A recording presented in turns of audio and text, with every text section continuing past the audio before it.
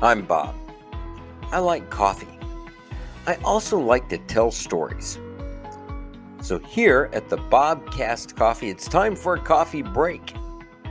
So take a coffee break with me and pour yourself a cup of your favorite Joe. By the time you're done with your coffee, you'll know something about me you really didn't need to know. But you'll have fun learning it. Just remember, my stories are true. For the most part.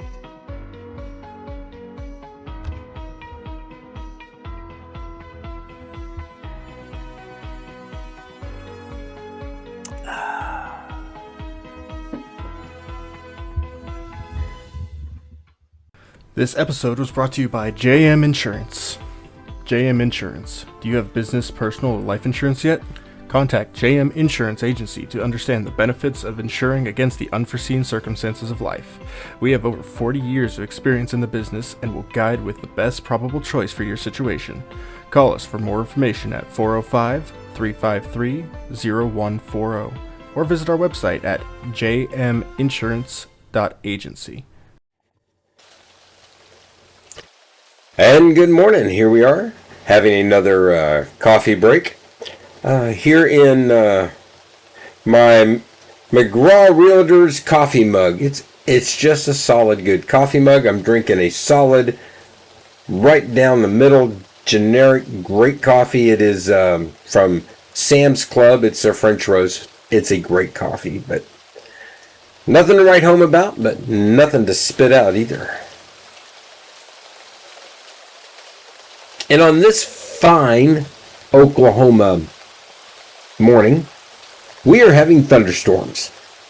Oh, what do thunderstorms look like? Well, thunderstorms look like fun in Oklahoma.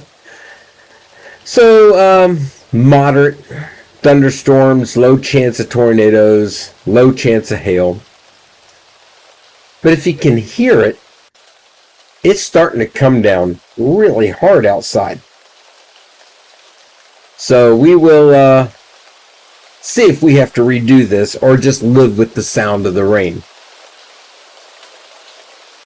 And what makes me think on a good thunderstorm day here in the state of Oklahoma, but, well, it's a low threat today, but we've had our share of tornadoes, and in this year, this is 2024, we've already had a very good share of tornadoes.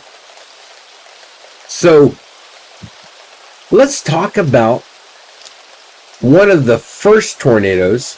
Nah, it's not even one of the first tornadoes. It's the biggest tornado I've ever had to face. Tornadoes have classifications, and they have sizes. And a maxi tornado is a huge tornado. They call it maxi because of the width of the base. So you can have an F5 tornado with a very small base, but very, very destructive. And you can have an F5 tornado with a mile-wide base, and that gets interesting. Now, I may have mentioned, I may not have mentioned, Yukon, Oklahoma, as far as my brain can remember. And my brain's been functioning pretty much since 1963, on and off a couple of times in the college years. But in general, my brain has been functioning, and I don't remember a tornado of any size or of any strength in Old Town, Yukon, Oklahoma. Yukon, Oklahoma is built in a bowl. So if you could take everything out of Yukon, trees, houses, buildings, everything, and just let it be dirt, you can see that there's pretty much a ring around Oklahoma. Now, when you start going north through the Canadian River, it gets pretty flat out there. But Yukon itself is in a tight edge of this bowl. So the way it was described to me when I was a young kid is that the tornadoes get forming up out by El Reno, and they come tootling on in. Now, most tornadoes will like to go either south between Yukon Mustang and head on down into Moore, the world famous, catching spot for all tornadoes in Oklahoma. Or they'll take the northern route and they'll cut up north of Yukon and between Yukon Piedmont, usually striking somewhere around that Surrey Hills where I grew up, Surrey Hills area, and then head on up to Edmond. So very rare does a tornado want to just stay right there on the 40 and just shoot straight into the Oklahoma City. But if it does, it's going to come across that ridge, that bowl of Yukon. And the way it was explained to me is that the tornado doesn't stop, it just comes up, it hits that ridge, and then before it can come back down and get back into the ground, it's already past Yukon. So they sort of just bounce over us. So the west end of that ridge is around Garth Brooks Boulevard, a little to the west of that. And the south end is, for a landmark, it's no longer there. But it's the old Ken's Pizza. And it's been a couple other restaurants since then, since Ken's isn't around anymore. But keep that. That's where the other side of the ridge is. So everything inside seems to get skipped over. Now, if you're really lucky, and you're a good, Oklahoma teenager, when the tornadoes are going south of Yukon, you'll drive up onto this kind of dirt, just open field area in the 70s. Now it's called Bounce Academy. It's a gymnastics place. But it overlooks the 40 and into all of that land south of Yukon where the tornadoes really like to travel. And back then, very few houses, is mostly farmland. You could sit up there and just watch the tornadoes go by. Yeah, we're rednecks. What do you want? So, let's talk about this one night. We are sitting at work, and I went through part of my high school time. I made a living at Ken's Pizza. I was one of the pizza cooks. And what we would do at Ken's is 4 of us would be in the kitchen, 2 making pizzas as fast as you can, 1 on the big old blodgett ovens, big doors, wooden spatula, pop them up, bring them out, classic. And then the 4th one was the prep, and he was getting all the cheese and the sauce and the doughs and all that stuff constantly going. Because back in those days, we made all our dough there at each individual store. We made all our sauces at each individual store. They don't do that anymore. So one night we're sitting there, and I've got, out in my lobby, I've got a table of truck drivers. There's like 3 truck drivers out there drinking beer, waiting on their pizza. There is a birthday party of little kids and their moms, and they're out there, and they're having pizza. And they're, sodas and water and, whatever. And there's probably about 10 to 15 of those kids, plus their moms. All right. And then I've got 1 waitress, and I've got 2 waitresses and 4 cooks working. So it's a pretty good, it's an afternoon. It's not late in the evening yet. It's probably getting around 3-4 o'clock in the afternoon. And we're just rocking and rolling. The big crowds haven't started coming in. They usually come in around 5:30, 6 o'clock. That's when we get really jumping. And we're just kicked back, having fun, making the pizzas for just these few groups. And it gets dark outside. And the hail comes through. Yeah, hey, it hails in Oklahoma all the time. Storms get dark all the time. No one's panicking. We don't have Payne on the TV hollering at us about finding shelter. We don't have, in fact, tornado alerts and all of that stuff as far as TV, radio, very minimal in the 70s. Sirens would go off, and the first thing you would do as a good Oklahoman would be walk out onto the porch and look around and see if you see a tornado. Because back then they were county-wide alarms. Those tornadoes could be up in Piedmont. Those tornadoes could be down in Mustang. They could still be way out there in El Reno or places like that. Just because the alarm goes off doesn't mean there's a tornado on top of your head. So the alarms go off, and we do exactly what we're supposed to do by the manual. We go out and make an announcement. Hey, say, listen, tornado alarms are going off.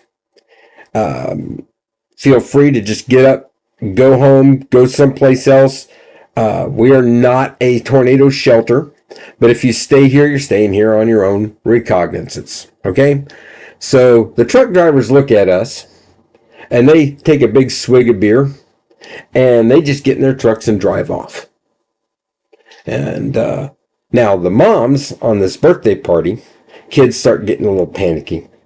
And they probably don't even have enough vehicles to haul all these kids because, some parents drop and run for parties. So they say, where's the safest place? There is no safe place in here. Well, where are you going to go? Well, we're going to go to the walk-in freezer. It's the only real singular spot that doesn't have it, and they're gone. Moms are gone. Where'd they go?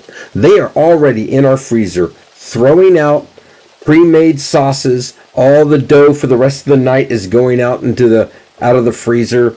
Buckets of cheese, everything. Just they're getting everything out of our freezer, and those kids, they're stacking them up on our shelves like cordwood.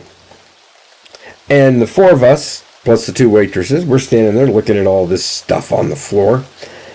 We got a lot of work. First of all, this is going to be a major cleanup. They were not nice. They just threw that stuff out there. So we got sauce everywhere, dough falling over. Great. So I'm looking at the walk-in freezer, and I'm thinking to myself, they've pretty much taken up all the room. I got, three other guys and two waitresses, and we're kind of looking at each other. There's enough room. So waitresses, go on in. We look at them, and we shut the door. There really wasn't any room for the four of us guys. And not all of us are small. Even though I'm short, I'm not small. So we go back out. We're standing in the kitchen. Sirens are going off. And so, well, what happens? Well, if the tornado gets close, we'll all dive underneath the blodging ovens. The ovens are huge and heavy. And we'll probably get sucked up half a second before we get sucked up in a tornado. So, cool. It'll be kind of fun. Well, we do have, we are in Oklahoma, and we are in a, tornado sirens going off, and we are young teenagers. So what do you think we do? Well, first thing we do is, remember those truck drivers? Their pizza was just about to come out of the oven. So we pull that pizza out and slice it up and put it on a plate. Next thing we do, well, look outside. Hail line has gone through, and now we're at that really creepy time. It's that moment where everything goes real still and real quiet outside. So we grab a table and 4 chairs, and we set it up in the parking lot, and we get a candle, and we light a candle on our table, and we have our pizza, the one that just came out of the oven, and we get a pitcher of beer and 4 mugs, and we're sitting out there listening. I know it sounds like, oh, well, you're really dumb. No, we're actually out there listening. Because the second we hear the roar of that tornado, we know exactly where we're going. But if we're standing inside the building, we won't hear it as soon. So we want to give ourselves some time. So we're just going to sit out there, drink beer, eat pizza. And we're out there for about 10 minutes. Maybe a little less, but we're and this cop comes driving by, and he's got his searchlight on, and he's looking, and basically he's telling people who are too dumb to know that there's a tornado coming. And he drives up, and he flashes his light on us, and then he keeps driving, and the 4 of us look at each other, holding our beer and our piece of pizza. And he hits his brakes and he puts it in reverse and he backs up and he rolls down his window and he looks at us and he goes, "There's a tornado." And we go, "We know." And he looks at us. Okay. And he rolls up his window and he keeps on his patrol trying to make sure everybody's safe. I wonder if he tells stories of the 4 idiots that he drove by one night during a tornado. It would be really pleasant to know that he did. So the 4 of us sat there and we ate our pizza and we listened and then we heard, is that the roar of a tornado? I don't know. You know something? Don't care. It's close enough. And we grab our table and the chairs and we carry the pitcher of beer and what's left of the pizza and we carry it inside the door and we just set it down and we go over and get ready to get underneath the Blodgett ovens. Now, why aren't we just climbing under there?